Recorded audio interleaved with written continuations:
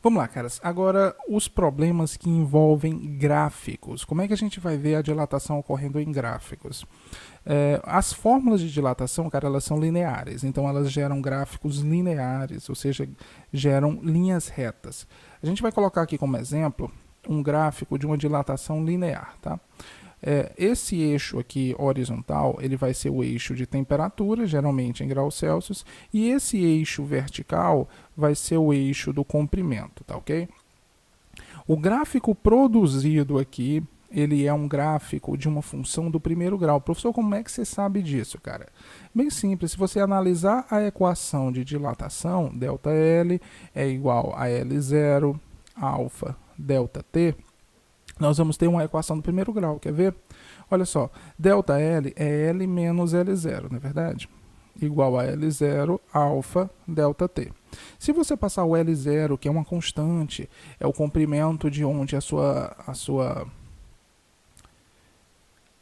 barra saiu, então vai ficar o L positivo mais o L0 alfa ΔT, tá ok?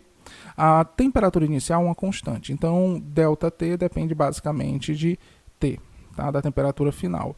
Então, ó, esse cara é constante, esses dois caras são constantes e esse cara é a minha variável. Se você lembrar da equação da função do primeiro grau, f de x igual a x mais b, você vai ter aqui a mesma coisa, ó, L0 alfa ΔT mais L0. O A corresponde ao L0 alfa e o B, que é o coeficiente de que é o coeficiente linear da função, corresponde a esse L0, tá bom? E o meu x é o ΔT. Então, o gráfico desse cara é uma reta crescente se o A for positivo. E no caso aqui, como o L0 e o alfa são necessariamente positivos, então o gráfico aqui vai ser uma linha reta também, tá bom? Então, ó, o gráfico, após o objeto sofrer uma dilatação, é sempre linear para o nosso caso, tá? Pronto. Agora, professor, quem vai definir o quão elevado é esse gráfico aqui, ou quão inclinado é esse gráfico? Olha só, o A, lá na função do primeiro grau, ele é chamado de coeficiente angular, ou seja, é ele que define a inclinação dessa reta. Quanto maior esse A, mais para cima ou mais inclinada é a reta. Quanto menor o A, menos inclinado, tá bom? Quem faz o papel de A aqui é o alfa. Como a gente pode considerar barras de mesmo tamanho inicial, mas de materiais diferentes, quem vai definir a diferença entre os materiais, se eles tiverem mesmo tamanho, vai ser o tipo de material, ou seja, o coeficiente de dilatação linear. Ou seja, quanto maior o coeficiente de dilatação linear, maior vai ser a inclinação da minha reta. Como assim, professor? Explica esse treco aí direito.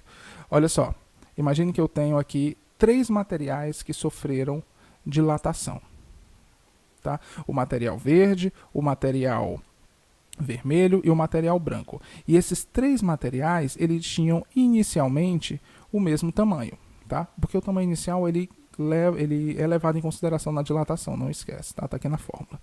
Professor, qual dos 3 materiais possui maior coeficiente angular? Aqui, coeficiente angular verde, coeficiente angular vermelho e coeficiente angular branco. Qual dos 3 é maior? Fácil. Quem tiver maior inclinação é maior, ou seja, o coeficiente de dilatação verde é maior do que o coeficiente de dilatação vermelho, que é maior que o coeficiente de dilatação branco. Por quê? Porque quanto mais inclinado, mais ele vai dilatar, ou seja, maior o seu coeficiente de dilatação. Bem fácil, né, essa ideia? Como é que isso aí, professor, vem nas questões aí de vestibulares e Enem? Bem simples, rapaz. Olha só.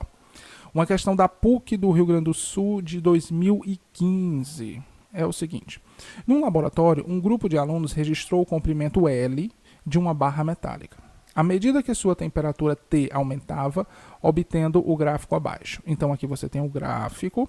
Inicialmente o comprimento era 800, após passar de 10 para 110 graus Celsius, o comprimento passou a 801, ou seja, dilatou 1 milímetro.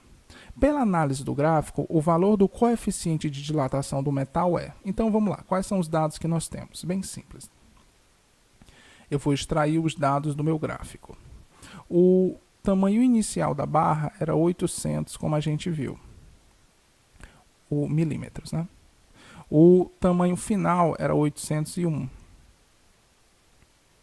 A variação de temperatura, a gente não precisa nem olhar de novo, que foi de 10 para 110, é de 100 graus Celsius. E ele está pedindo o coeficiente de dilatação linear, tá? Pronto. Como é que a gente calcula? Só lembrar da fórmula, cara. ΔL é igual a L0 vezes alfa vezes ΔT. Como eu quero achar o alfa, eu passo tudo isso aqui para baixo, tá? Então fica, ó, ΔL sobre L0 vezes ΔT é igual a alfa. Lembra que eu posso movimentar esses caras na diagonal, tá?